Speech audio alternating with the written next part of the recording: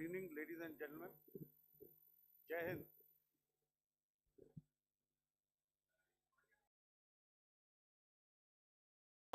Welcome to this special press conference on Operation Sindoor. We will begin with opening statements by the three senior officers to my right here, who have been directly overseeing operations during Operation Sindoor. We have Lieutenant General Rajiv Ghai, Director General Military Operations, who will cover the aspects related to land domain. Air Marshal A.K. Bharti, to his right, Director General Air Operations, will provide insights on the air domain. And to my right is Vice Admiral A.N. Pramod, Director General Naval Operations, who will cover aspects on maritime domain. Following their briefings, we will move on to the question answer session. I now request the DGMO to commence the opening brief. Thank you, Sandeep. A very good evening to all of you, ladies and gentlemen. You are all by now familiar with the brutality and the dastardly manner in which 26 innocent lives were prematurely terminated at Pahalgam on the 22nd of April. When you combine those horrific scenes and the pain of the families that the nation witnessed with numerous other recent terrorist strikes on our armed forces and defenseless civilians, we knew that the time had arrived to make yet another compelling statement of our resolve as a nation. Operation Sindoor was conceptualized with a clear military aim to punish the perpetrators and planners of terror and to destroy their terror infrastructure. What I do not state here, of course, is the often stated determination of India and its intolerance to terror. It set into motion a very diligent and microscopic scarring of the terror landscape across the borders and the identification of terror camps and training sites. The locations that emerged were numerous, but as we deliberated more, we realized that some of these terror hubs were now bereft of any presence and had preemptively been vacated, fearing retribution from us. There was also a term of reference and our own binding, self-imposed restriction to target only terrorists and thus prevent collateral damage. There were 9 camps that you are now all familiar with, which were confirmed by our various intelligence agencies to be inhabited. Some of these were in POJK, while there were others that were located in the Punjab province in Pakistan. Nefarious places such as Muridke, the hub center of the Lashkar-e-Taiba, has over the years bred infamous characters such as Ajmal Kasab and the likes of David Headley. What followed was a careful scrutiny of each of these sinister locations, their layout, configuration, even the type of construction in each structure, and the terrain obtained around these. This was with an obvious intent to deduce and identify the exact vector that was required for their neutralization, as also the eyes in the sky that we would send up to ensure that we brought back evidence that we had indeed targeted what we set out to. The precise images of these engagements on that fateful and historical night have already been showcased during the first press statement on the 7th of May that was helmed by our Foreign Secretary.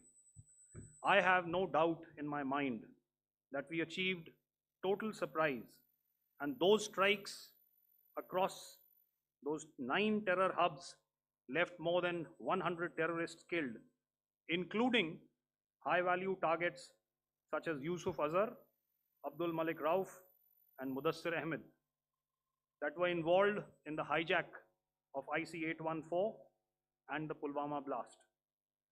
The line of control was also violated soon after by Pakistan, and the erratic and rattled response of our enemy was apparent from the number of civilians, inhabited villages, and religious sites such as Gurudwaras that were unfortunately hit by them, leading to a sad loss of lives. The Indian Air Force played a major part in these strikes by engaging some of these camps, and the Indian Navy provided wherewithal in terms of precision munitions. The Indian Air Force obviously had their assets up in the sky, and I will here request Air Marshal Bharti, the Director General of Air Operations, to detail for you the methodology that the men in blue adopted to successfully manifest this mission. Thank you, Rajiv. A very good evening, ladies and gentlemen. Indeed, is a difficult time that we have to come here like this and brief you. We could have done without this, but we had no choice. As the DGMO has detailed, the event was precipitated by the dastardly act at Pahalgam. The sequence of events have already been detailed. We carefully selected the targets, and out of the 9 selected targets, the target systems that were given to the Indian Air Force were the notorious training camps at Bhavalpur and Muridke, these being further from the international boundary. Through critical target system analysis, we analyzed what was to be done to annihilate these targets and plan to engage these targets with precision air-to-surface guided munitions so as to avoid collateral damage. The modalities of planning process I will not go through at this instant. However, what I would like to show you is the results that we achieved through our targeted airstrikes. Could I have the second slide, please?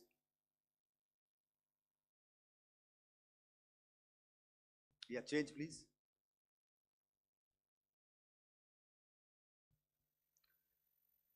Okay. This is what the terror infra at Muridke looks like. If you see, north is as indicated, and to the right is east, where the international boundary lies. Could we have the next slide, please?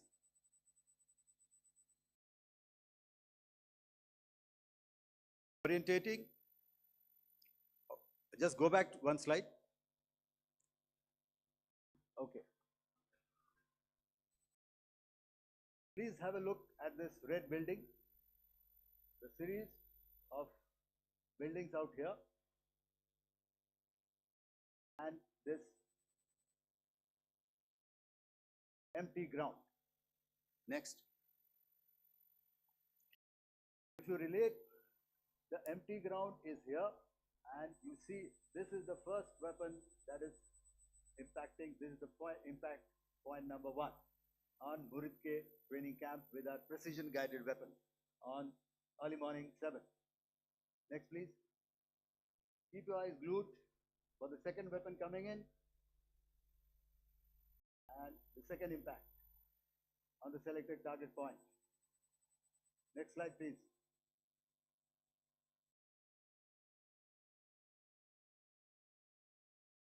Third weapon, third impact. Continue. fourth weapon, fourth impact. So through these targeted and precision targeting, we addressed the target at Muridke, which was the turning infrastructure. Can you hear me?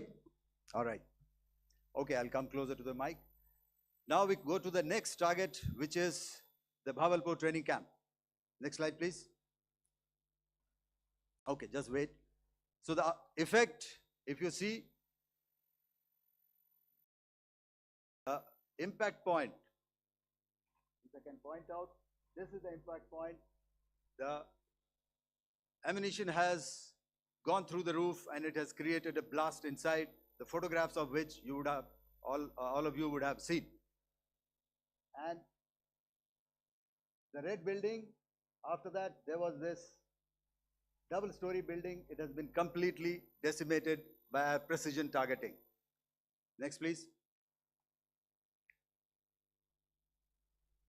Target system, which was in the north, a series of buildings. I'll show you how it looked. Next. Completely destroyed by our precision targeting. Next. Now coming to Bhavalpur, this is the target complex that we are dealing with, a fairly large target complex. So we had to carefully choose the points that we needed to address, which were high value and which would meet our stated objectives of eliminating the terrorists. I would like to draw your attention to this red canopy, and in relation to that, I would cover the targets. One target system is a series of buildings here, other one here, and other one out here. Next slide, please. This is how it looked before, and this is how the building looked after the impact of the weapon. And orientation in relation to this red canopy, you can see here. Next, please. Before, next, and after. The roofs have completely collapsed. Next. This is the target system. Next. Precision targeting, and we have achieved our objectives here. Next. All right, so that was what we did on the 7th. Our objective was to address these two terrorist camps, and that we did with precision. And thereafter, we maintained a robust air defense posture, because remember, our objective was to target the terrorists and terrorist infrastructure, not any other infrastructure, not the Pakistani military, not the Pakistani any other infrastructure. So that is what we have maintained on the 7th of May. However, what we saw in the evening of 7th of May, we were saturated with a raid of Pakistani unmanned aerial vehicles and small drones. And these came in waves in our civilian areas, over our military installations, and all of them were successfully intercepted. Few of them did manage to land. However, there was not much damage that they did. And we have our robust counter-US hard kill and soft kill systems which did the job. However, the difference here was that we had targeted the terrorists. The adversary now has targeted our civilians and the military infrastructure. So it had to be responded to. So in a quick and calibrated response, that very night, we struck their radar installations at Lahore and close to Gujranwala, the LYT installation, to indicate to him that we are ready, yet we do not want to escalate. Our fight was with the terrorists and not with the Pakistani military establishment. Thank you.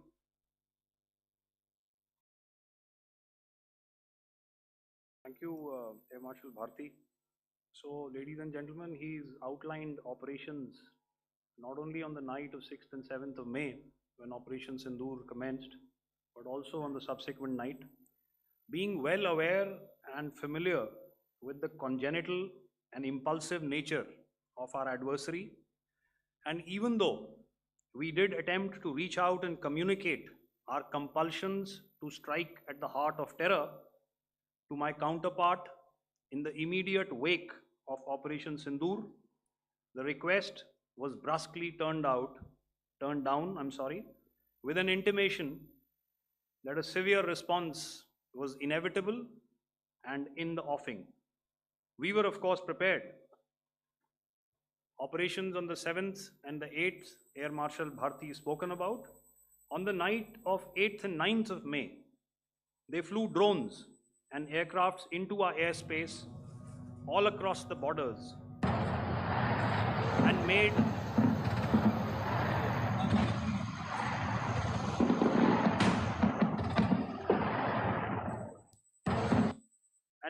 largely unsuccessful attempts to target numerous military infrastructure. Violations on the line of control by Pakistan also commenced yet again and precipitated into fierce arty engagements. The air operations on the night of 8th and 9th of May, I'll yet again request the DG Air Operations to cover.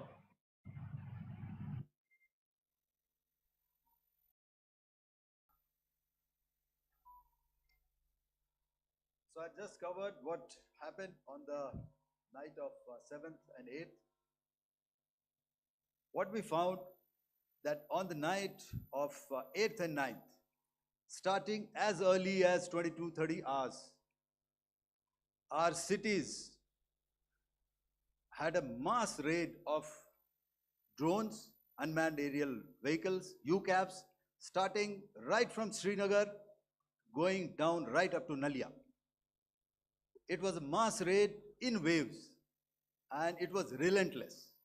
However, we were prepared and our air defense preparedness ensured that there is no damage on ground or to any of the intended targets that the enemy might have planned for. The difference between 7th night and 8th night was that on 7th night, he sent in his Yeha class of UAVs. However, these UAVs can go some distance, they are armed.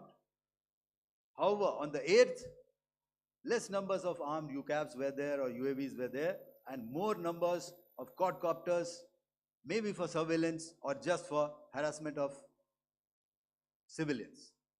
This continued till midnight. Our air defense preparedness ensured that there was no damage on the ground, either to the military installations or to the civilians. However, the enemy had yet again shown that he wanted to up the ante and he wanted a fight, and we were up to the task. In a measured and calibrated response, we once again targeted his military installations, which included his SAM sites at Malirkant. This also included his surveillance radar sites at Lahore and close to Gujranwala. These were suitably addressed, and thereafter his drone attacks continued even till morning, which we countered, and during the daytime there was some respite. Here I would like to bring out another aspect. What we found was that while the drone attacks were being launched from somewhere close to Lahore, enemy had allowed his civilian aircraft to also continue to fly out of Lahore. Not only his own aircraft, but international passenger aircraft, which is quite insensitive, and we had to exercise extreme caution, even at the cost of some tactical disadvantage, to ensure that there is no damage to any of the civilian aircraft. And this was also brought out in our press briefing during the day. So I will now hand over to my colleague to cover the events of 9th onwards. On land, we also undertook certain measures such as deployment of air defense and electronic warfare assets to establish an integrated grid with the Indian Air Force, and I have seen and heard some of you wax eloquent about the benefits of such an architecture when it comes to negating and combating air intrusions. We also carried out deployment to include movement of our forces in the land, sea, and air domains. The night of the 9th and the 10th of May saw similar intrusions by drones and aircrafts, and this time there was a concerted effort to target airfields and some very, very important logistic installations, albeit yet again unsuccessful and denied gallantly and efficiently, I must say, by the integrated Indian Air Force and Indian Army Air Defense. We further strengthened our deployment and also initiated some pressure points to send a very clear and unambiguous message to the other side to desist from any misadventures on land. Some of the airfields and dumps saw repeated attacks in waves from the air. All were thwarted. The Pakistan Army has reported to have lost approximately 35 to 40 personnel in artillery and small arms firing on the line of control between the 7th and the 10th of May. What the other side had probably also not reckoned with was the speedy and precise turnaround and hit back by the Indian Air Force. And I will yet again ask Air Marshal Bharti to speak about these significant and game-changing strikes. I will thereafter request Vice Admiral Pramod, my colleague and Director General of Naval Operations, to tell us about some very telling naval maneuvers in the Arabian Sea that exerted pressure on the night of 9th and 10th of May. Over to you, sir. Commencing about 2000 hours, that is 8 p.m. local time, on 8th of May, several Pakistani unmanned aerial systems, drones, combat vehicles attacked multiple IF bases. These included Jammu, Udhampur, Pathankot, Amritsar, Bhatinda, Nal, Dalhousie, Thois, Jaisalmer, Uttarlai, Falodi, Nalia. These were almost simultaneous and they came in waves. All our AD guns and other systems were waiting for them. All these waves were neutralized by our trained crew using the air defense systems that they have, and also some of them were utilized using our legacy systems like Pechoras and IF Summer, which we have recently acquired. And some were neutralized by the Garud snipers. There was no damage on ground from these incursions and these mass raids, if I could call them, from the Pakistani side. However, following these relentless attacks on our air bases, on our forward positions, and on our civilian targets, this was time to convey some message to our adversaries. And therefore, a decision was taken to strike where it would hurt. And towards that in a swift, coordinated, calibrated attack, we struck these air bases, command centers, military infrastructure, air defense systems across the entire Western Front. The bases we struck include Chaklala, Rafiki, and mind you, Chaklala is Islamabad, Rahim Yar Khan, Sakar, sending a clear message that aggression will not be tolerated. This was followed by strikes at Sargoda, Bholari, Jacobabad, We also struck the C2 centers at Murid, the UAE complex at Murid, Rafiki, radar at Chunia, which I will show you, Rahim Yar Khan airfield, and the unmanned combat aerial vehicle hangar at Sakar. I would like to reiterate here that we have the capability to target every system at these bases and more. However, it was only a measured response to instill good wisdom to our adversary to refrain from further escalation. IF response was directed only at military installations, avoiding civilian and collateral damage. I would now like to show you some of the effects that have been achieved as a result of our air operation.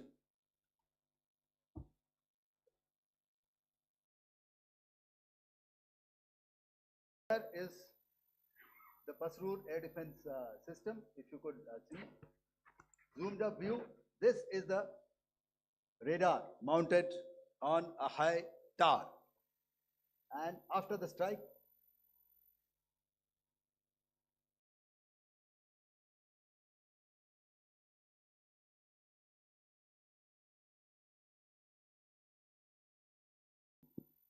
thank you. Can you hear me? Yeah, thank you.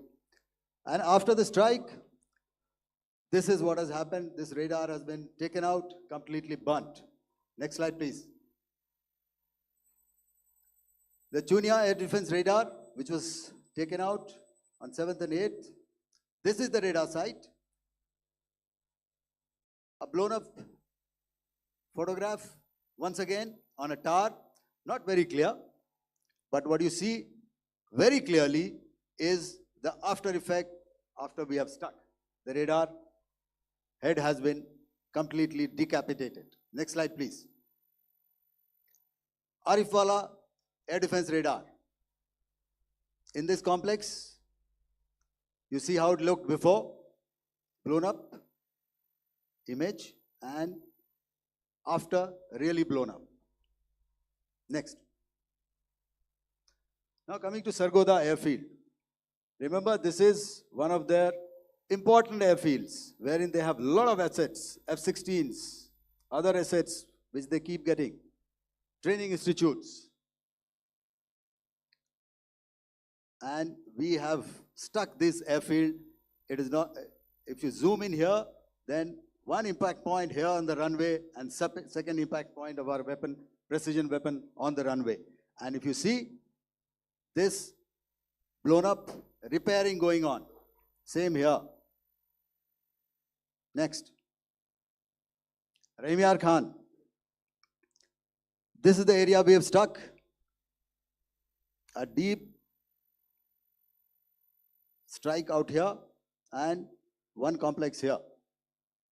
So this is how it looked before, and same, you see a big crater, another crater here, and this complex after strike neutralized. Next. Chaklala airfield, Noor Khan, once again a major air base, a lot of their logistic assets out here.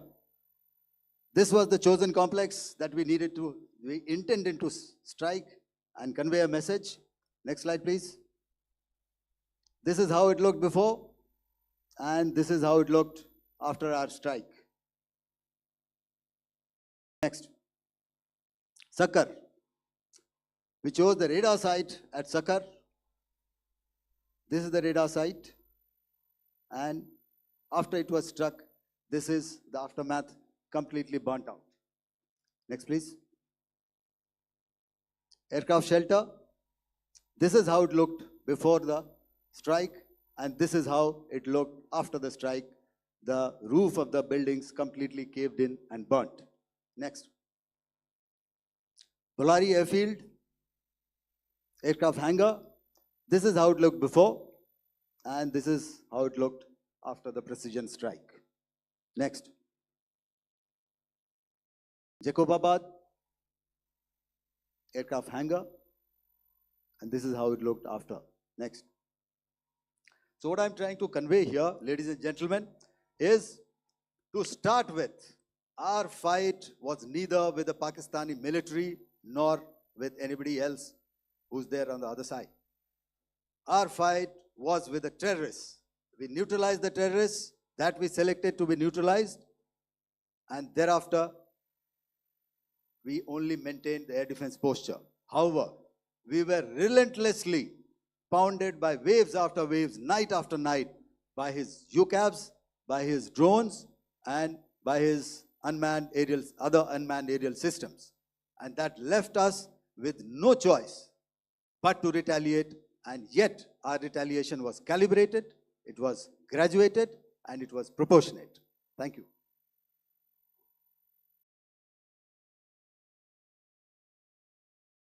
Good evening, ladies and gentlemen.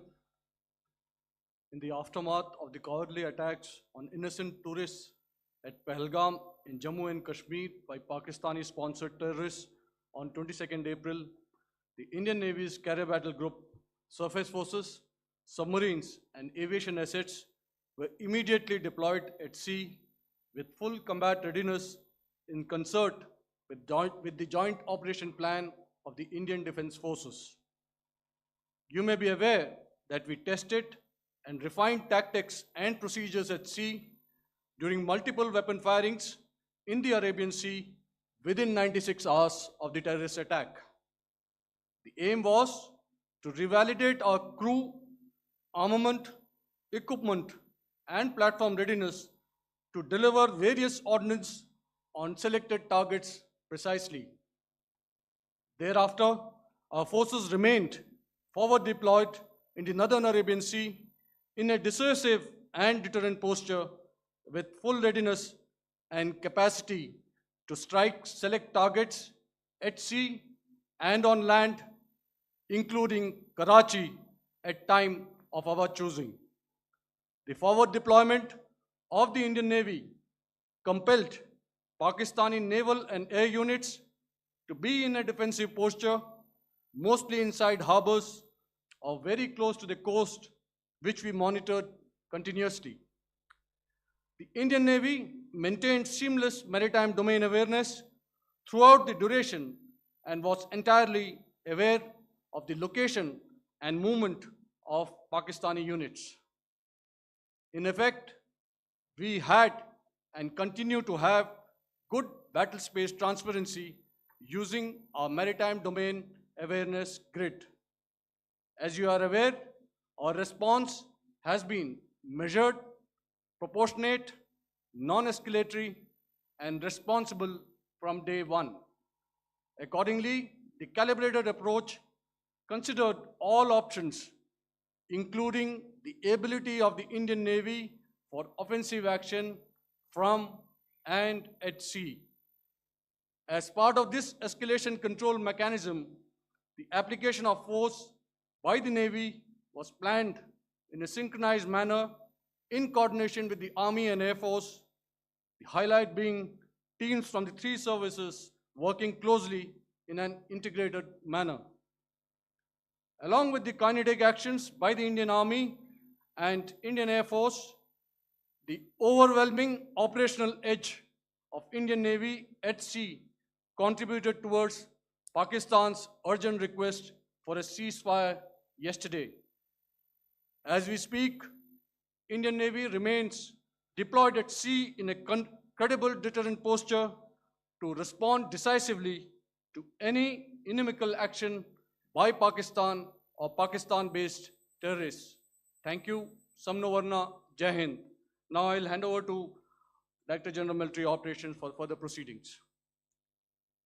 Ladies and gentlemen, on the 10th of May, in the morning, even as we were getting into a huddle to wargame the events of the previous night, a routine exercise, I received a message on hotline from my counterpart in Pakistan seeking my willingness to communicate. Since our initial aim was to strike at terror camps, and all our actions in the subsequent days were in response to the intrusions and violations by the Pakistan Air Force and its army, it was decided that I would indeed speak with my counterpart. You are already aware I've seen it being covered on national television, that my communication with the Pak DGMO was conducted at 15:35 hours yesterday and resulted in cessation of cross-border firing and air intrusions by either side with effect from 1700 hours 10th of May, after he proposed that we cease hostilities. We also decided to further speak on the 12th of May, that's tomorrow, at 1200 hours, to discuss the modalities that would enable the longevity of this understanding. However, disappointingly, and must I add, expectedly, it took only a couple of hours for the Pakistan Army to violate these arrangements by cross-border and across the line of control firing, followed by drone intrusions across the expanse of the Western Front through last night and in the early hours of the morning today. These violations were responded to robustly and dealt with as they must be. We have earlier today sent another hotline message to my counterpart highlighting these violations of the understanding between the DGMOs on the 10th of May and our firm and clear intent to respond to these fiercely and punitively, if repeated tonight, subsequently, or later. In this regard, I must inform all of you that the Chief of Army Staff has earlier today conducted a security review and has granted full authority to our Army commanders for counter actions in the kinetic domain in case of any violation by Pakistan.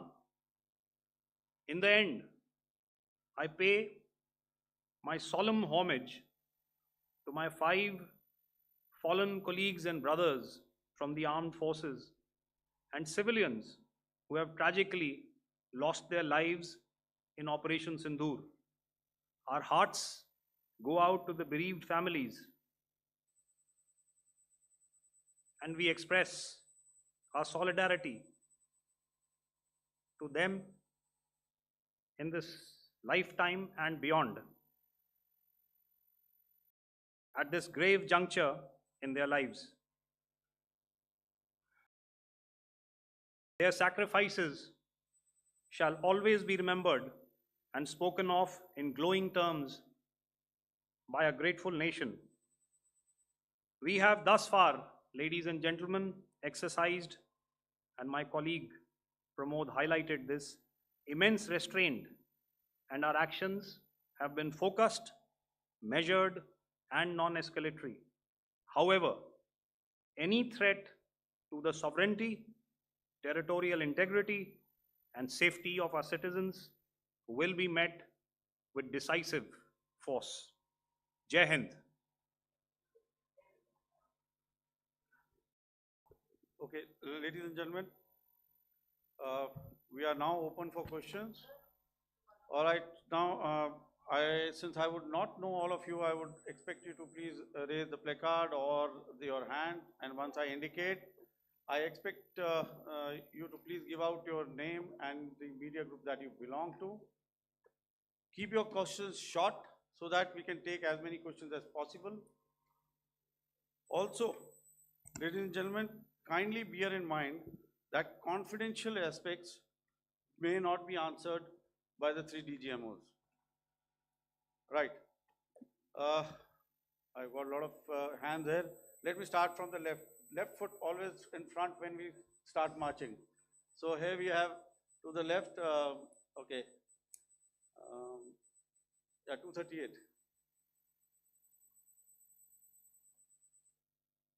Hello. So this is Manas Pratimughan from PTI, Press Trust of India. So the understanding that was reached yesterday on stopping the military operations and actions, was it for just 3 days? And what would be the cost escalation if there is violation of this understanding by the Pakistani side? And my subsequent question would be that we have a kind of ceasefire agreement with Pakistan that was finalized in 2003. So will there be some kind of similarities in frameworks between the two kind of understandings, 2003 ceasefire agreement and the current understanding on stopping military operations?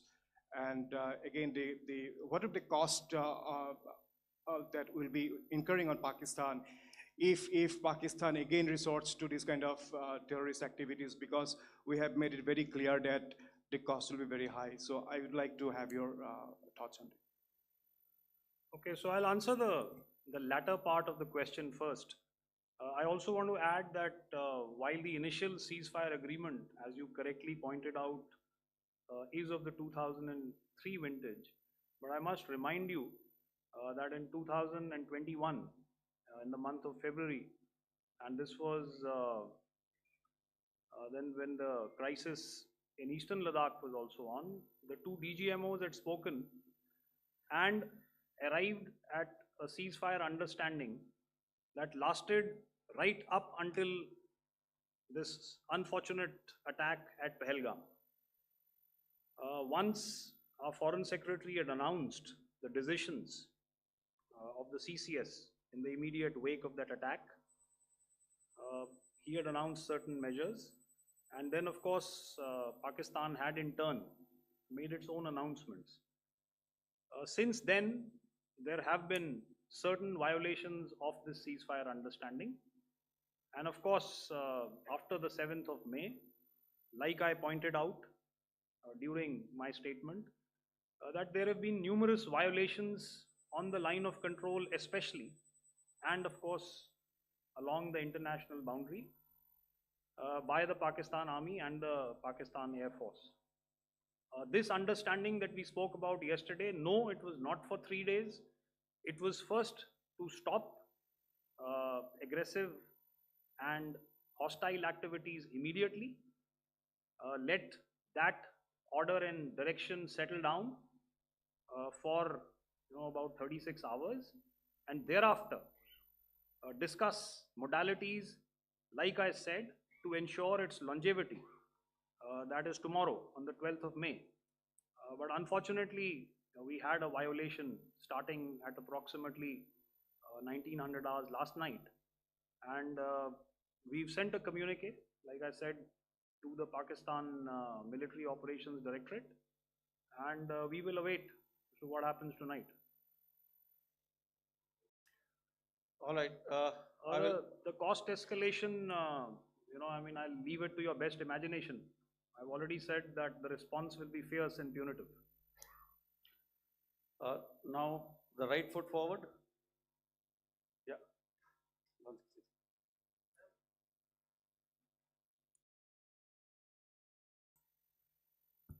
Sir, I'm Ajit Dubey from ANI, sir.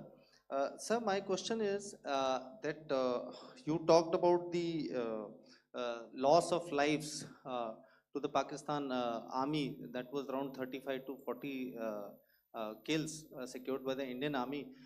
Sir, can you tell us what would be the total loss of life to the Pakistan army in both army and air force attacks, sir? And how good was the performance of the BrahMos, Scalp and the S-400 during the operations?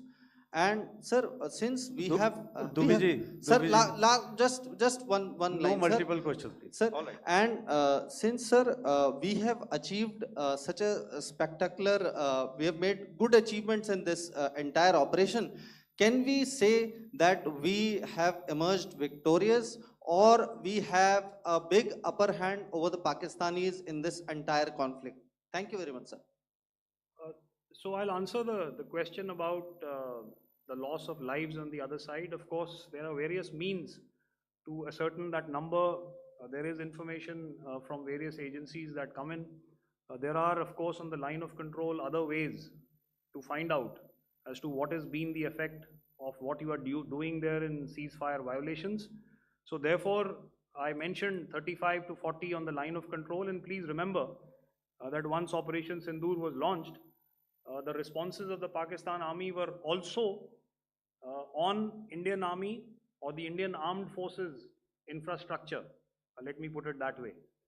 So that's why I did not cover casualties of the Pakistan Army, at least in the initial phases of battle, because those were not our targets. Our targets were terror-oriented, and of course later, once they launched air intrusions and air operations on our infrastructure, we've used heavier weapons, and of course there would have been casualties, but those are still being assessed. The effects of the weapons that you mentioned, I will request Air Marshal Bharti to apprise all of you about those. Good evening, Mr. Ajit. How are you? Ajit, okay, you're meeting after some time. I never mentioned about any of the weapons that we used. Check. Okay. What I was saying, that I never mentioned of any of the weapons, the caliber that we used. All right, so we'll leave it at that. Those are matters of operational details which I would not like to go into. But suffice to say that whatever methods and whatever means we have chosen, it had the desired effects on the enemy targets. How many casualties? How many injuries? Well, to start with, our aim was not to inflict casualties, but in case there have been, it is for them to count. Our job is to hit the target, not to count the body bags. And the last part of your question, I wonder if you read out the tweet on ADGPI at midnight once we'd done what we had to in Operation Sindoor. And that's credit to my friend here on the left. Justice has been served, Ajit. That is all that I will say. Ajit, I'll request you to, refrain putting words into his mouth. All right. Yeah, I'll come back to the left. 147. Sorry, 47. No, 47. Did I see it here or? Yeah. Good I evening, saw it there. gentlemen. Sorry, 147. I saw it there. Sorry. Yeah. Since I've already said 147. Start, please. Hi, sir. Good evening. This is Shivam Patel from Reuters News Agency. Thank you for giving me the opportunity. My question, sir, is how many military targets did Indian Armed Forces strike in Pakistan in response to the attacks from Pakistan? How were these targets selected? And how many troop casualties have been there in total on both sides, if you give details? Thank you. I'm sorry, where are you? I haven't Yeah, spotted his. he's to the Yeah, right. okay. Can you just repeat that for me, please? Sure, sir. So my name is Shivam Patel. I'm from Reuters News Agency. My question is, how many military targets in total did the Indian Armed Forces strike in Pakistan in response to the attack from Pakistan? How were these targets selected? And how many troop casualties have been there on both sides, if you can? So you're speaking of the targets that I mentioned in the wake of the attack at Pahalgam, right? Yeah, I think it's amply clear to everybody here that the Pakistan Army has not crossed the international boundary, neither in the plain sector nor on the line of control. So the intrusions have been in the air. There have been certain attempts on the line of control when ceasefire violations have been on to try and infiltrate and carry out and perpetrate activities that we are all very well familiar with. Whether these are by terrorists or by the Pakistan Army or its special forces and commandos is difficult to say, but each of these have been effectively thwarted. So therefore, as far as engagements of military targets on the other side is concerned, I thought Air Marshal Bharti covered those very well and in detail, and he also mentioned as to how they went about targeting those. I think those images were very clear and very, very graphic in telling us as to what we needed to hit. And you'll remember right at the outset, I said that we even went into what was the construction in each of these locations, and therefore decided on the vector that had to be utilized. Please. Okay, if I could add to what the DGMO has said, I have already detailed the targets. Now, whether it is X numbers or Y numbers is that is immaterial.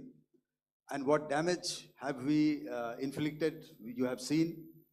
What are the casualties on the other side? As I said, that is for them to count.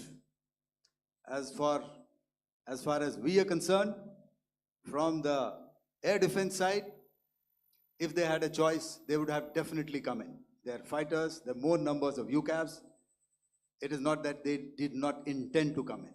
It is only that our robust AD posture prevented them from coming in. So that must be known, and that must be realized by all the audience here. Yeah, I'll come to the left now, 24.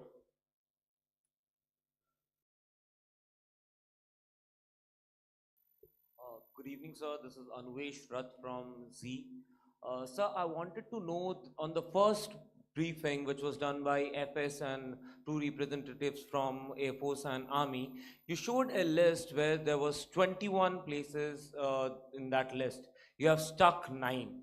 Are more operations going to be held? Is Operation Sindoor still on? And the second question, thank you, sir. Thank you so much. And also, I want to congratulate all three of you for a fantastic operation that you guys have done. Thank you so much. Thank you so much for that one question. Yeah. Sir, the question. Unfortunately, Rath, is that your name? I'm sorry. You know, as far as operational details are concerned, I am not in a position to share those right now. But I think I'll take a cue from Pramod. You know, he said towards the end that the Indian Navy is still in a posture that is deterrent. And I have already made it very clear towards the end of what I said that it's only a couple of hours ago that the Chief of Army Staff has carried out a security review, and he's authorized our Army commanders to deal with violations of any kind from across the borders in a manner that they deem fit. So again, to reiterate, the response will be fierce and it will be punitive.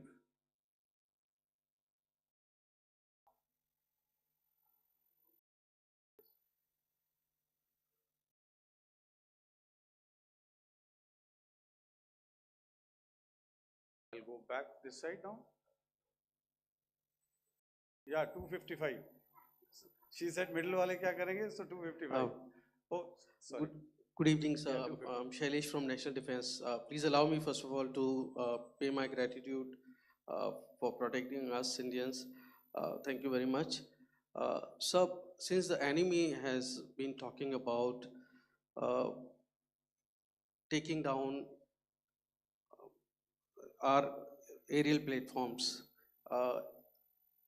it would be deemed fit in case we can reveal that we have taken down their fighter jets. What could be the number? Though you said that they may be not good to reveal the platforms, but since this has come from various quarters in Pakistan, so I believe that we need to answer, in case if you can, sir, if you may allow. The question is for me? Yes, sir. Okay, and if I get it right, you want to know how many of their planes we have downed? Yes, sir. Yes, sir. All right. See, as I said, their planes were prevented from coming inside our border. All right. So we do not have the wreckage with us, but definitely we have downed a few planes. Numbers, we would not like to hazard a guess out here. Okay. I have the numbers, okay, and we are getting into the technical details of it to establish it. So I would not like to put a figure at this time, but definitely there are losses from their side which we have inflicted. Were they, Please don't ask. were they fourth generation plus, sir? No, See, sir, you're putting words into my mouth. Why do you Why Sir, do you say fourth generation? Let us make it high tech. Thank you so much. Sir. All Thank right. Yeah, 163.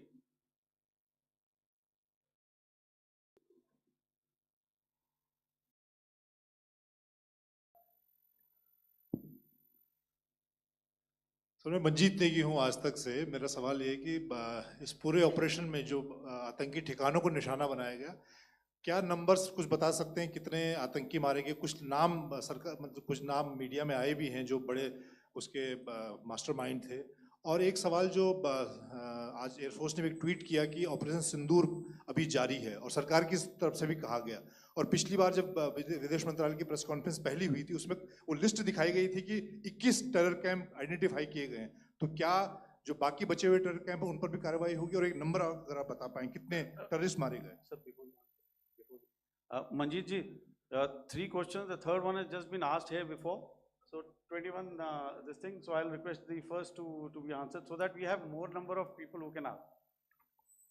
Manjeet, जब मैंने statement दिया तो मैंने शुरू में ही कहा कि जैसे ही ऑपरेशन सिंदूर कॉन्सेप्चुअलाइज हुआ तो हमारा जो पीछे की कार्रवाई होती है स्पेड वर्क और टारगेट्स को आइडेंटिफाई और एनालाइज करने की कार्रवाई शुरू हो गई थी।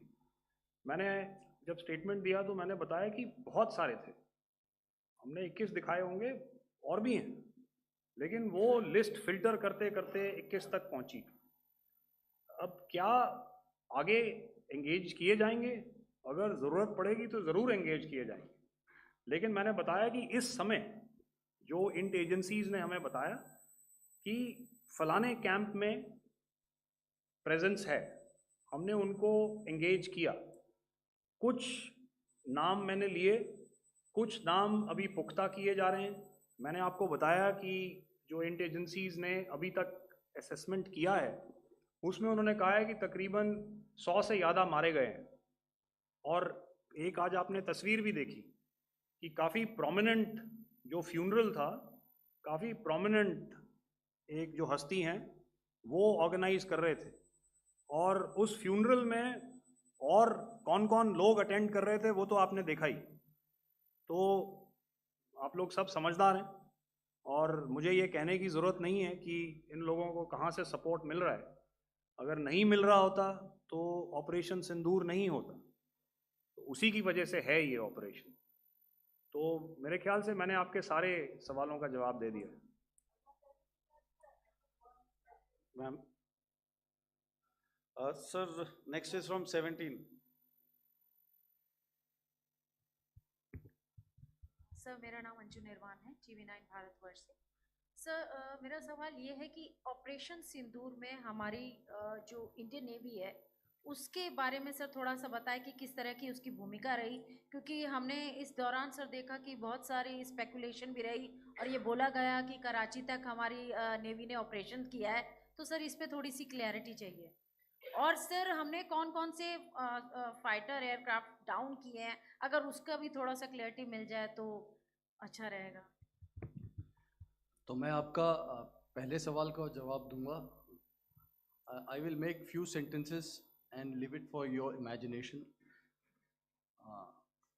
First of all, as I mentioned, we have quantitative and qualitative edge to deliver a massive blow to our adversary, and we completely dominate in the maritime front. Indian Navy's action is part of the escalation ladder mechanism which we have worked out amongst 3 services. This time, if Pakistan dare take any action, and Pakistan knows it, what we are going to do. That's all. आपके सवाल का जवाब मैं पहले दे चुका हूं। आपके सवाल का जवाब मैं पहले दे चुका हूं, इसलिए मैं बस उस तक ही सीमित रखूंगा और इतना कहना चाहूंगा कि आने वाले दिनों में आपको खुद ही पता चल जाएगा और ऐसी बातें छुपी नहीं रहती हैं, तो पता चल जाएगा। So at this time we'll just let it be. Okay, ladies and gentlemen, we have 1 or 2 more questions, sir. So please, they are going to be outside. You can speak to them there also. 104.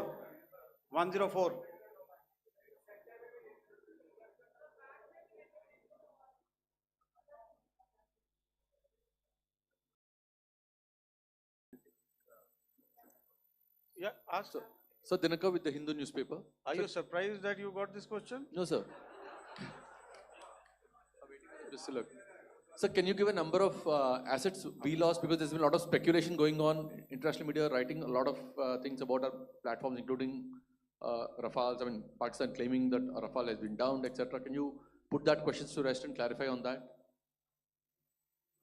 I guess that question is for me. All right, I'm happy that you've asked this question. You know, we are in a combat scenario, and losses are a part of combat. The question that you must ask us, okay, and indeed that we must ask ourselves, you inclusive, is have we achieved our objectives? Have we achieved our objective of decimating that terrorist camp? And the answer is a thumping yes. And the results are for the whole world to see. As for the details, what could have been, how many numbers, which platform did we lose? You know, at this time, I would not like to comment on that, because we are still in a combat situation. And if I comment on anything, it will only be adversary. So we don't want to give him any advantage at this stage. All I can say is that we have achieved our objectives that we selected, and all our pilots are back home. Thank you. Okay, hold, please don't, please be civil here. So we'll have 220 now. Hello sir, this is Anita Chaudhary sir from Swadesh newspaper. मेरा सवाल है, क्योंकि ये हमारे जो पहले जो action रहा वो आतंकवाद के खिलाफ रहा, तो आतंकवाद में अजहर मसूद की तरफ से एक बयान जारी किया गया था जिसमें उन्होंने कहा कि हम इसका बदला लेंगे और जाज जाज रुलाएंगे। तो क्या अगला, अगर खुदा न खास्ता अगला टेरर अटैक किसी भी तरह का होता है, तो क्या उसे एक्ट ऑफ वॉर में हमारी तरफ से लिया जाएगा और उसका क्या माकूल जवाब दिया जा सकता है? मेरा इसमें सिर्फ एक ही जवाब है आपके लिए कि हमने अपनी कार्रवाई करी। हमने उसके बाद मैंने अपने स्टेटमेंट में भी बताया कि ये कम्युनिकेट करने की कोशिश करी कि हमने इस तरीके से ये जो स्ट्राइक्स हैं वो क्यों की। लेकिन जो हमारा एडवर्सरी है उसने जैसे मुनासिब समझा वो कार्रवाई करी। तो आपने देखा कि ये जो एक्टिविटीज़ चल रही हैं 3-4 दिन से, ये कोई वॉर से कम नहीं है।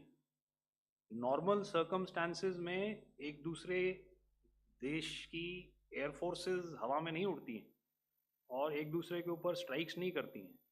हर रात इंट्रूजन्स नहीं होते हैं।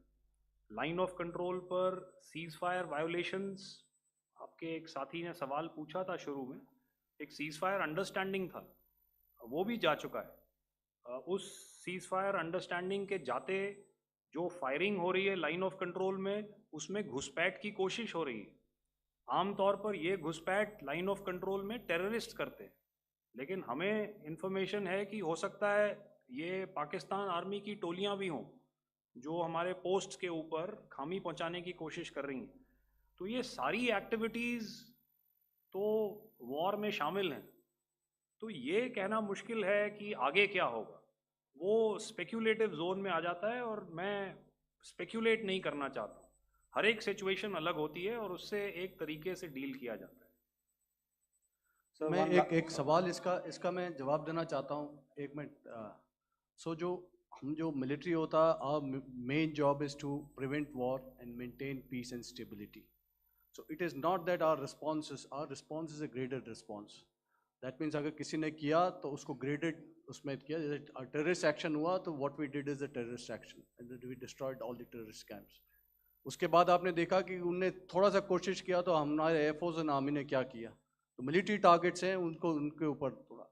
So our aim is to maintain peace and tell our adversary that you do this and the response will be bloody. Okay, now as per the, please, we'll have 166 and 25, and after that, no more, please. Sir, this side. Ladies Excuse and me, sir. gentlemen, please Sir. maintain, Sir, I'll this request side, you to sir. please be quiet. Jal Ghai? No. This side, sir. We have only two Sir, questions left, 166. Yeah, please start. So I'm Rahul Singh from Hindustan Times, sir. So you were totally on top of the game in the kind of losses you've inflicted on the enemy. I mean, we saw the slides and everything. So it kind of comes across that you were batting it 99 and you decided to declare your innings. What are your thoughts on that, sir? And do you think, are you weighing the option of the Pakistan army using this time, buying this time of the so-called ceasefire or the understanding? And you talked about how they could not be trusted. So buying time to kind of build up their war reserves, getting stuff from their friends like Turkey or China, are we considering that possibility, sir? Look, see, the call came from the Pakistani side to speak about cessation of hostilities. What pauses mean during such conflicts is known to everybody. You know, I don't want to go into the pros and cons of how preparation for war is made. You know, that is a process in itself. But I think my senior colleague here, the DG Air Operations, spoke, or he alluded at least, you know, to what this operation was precisely and specifically meant for. And I think that's something that we achieved, you know, right at the outset. Had we had the option not to go further, we probably wouldn't have. But we've been compelled to be in this situation. And as you've seen, the armed forces of India, and you know, you've got the three Director Generals sitting here, we are always prepared to face any eventuality. And like I said, that's for the sovereignty, the territorial integrity, and the safety of our citizens. So whatever has to be done will be done. You know, I'm not so concerned about what Pakistan will do in this time. I'm only concerned about what we will do. We have a roadmap and a plan, and we will follow it diligently, and we will follow it to the T. You know, that's the contention that I want to make here today. Ma'am, please. Okay, the last question, and ma'am, 25, she has been she's been asking since the first one. Sir, I'm Nandita. Sir. She's not asking a question. Sir, I'm Nandita Dagar, DAGAR from DD News and DD India. Sir, I wanted to ask you that my question is to General Ghai. Sir, you spoke to your counterpart yesterday and the Pakistani counterpart. Sir, what is the Indian Army's assessment that despite that agreement, that talk that you had, despite that agreement coming into effect at 1700 hours yesterday, why did they violate it? And number two, yesterday at the Joint Defense Ministry and Foreign Ministry briefing, Wing Commander Vyomika Singh and Colonel Sophia Qureshi had told us that we have cited the Pakistani troops amassing at the borders and at the LOC. Sir, has that situation changed? Have they withdrawn? And sir, if in case, despite now there is a lull, of course, but if tonight again, if the enemy again carries out shelling and aerial intrusions through drones, what is going to be our response, sir? Thank you. So without outlining the specifics of that response, I've already made it clear that there will be a response, and it will be fierce and it will be punitive. Why the Pakistan Army chose the option of violating the understanding that was arrived at earlier yesterday, I think that's a question that we best answered by the Pakistan DGMO. I wouldn't be able to, you know, give you that. But, you know, in situations such as these, and if you go back into any conflict, sometimes these understandings take time, you know, to fructify and manifest on ground. But without, you know, getting into the reasons, it is our mandate to be prepared at all times, and that we were. It's not as if because there was an understanding we weren't prepared. I must tell you that the armed forces were on a very, very high alert, And they continue to be in that state even as we speak. Oh, all right. Ladies and gentlemen, please, ma'am, please. Okay, thank you so much for coming today. Those who have missed asking a question, those who have missed, see, I knew I'll grab this attention from you like this. Those who have missed the opportunity to ask a question can give me a written one. I will definitely get back to you with that. And also, they are they are invited for a cup of tea in my office day after tomorrow. Thank you, ladies and gentlemen, for coming. Thank you. Thank you very much. Jai Hind. Jai Hind.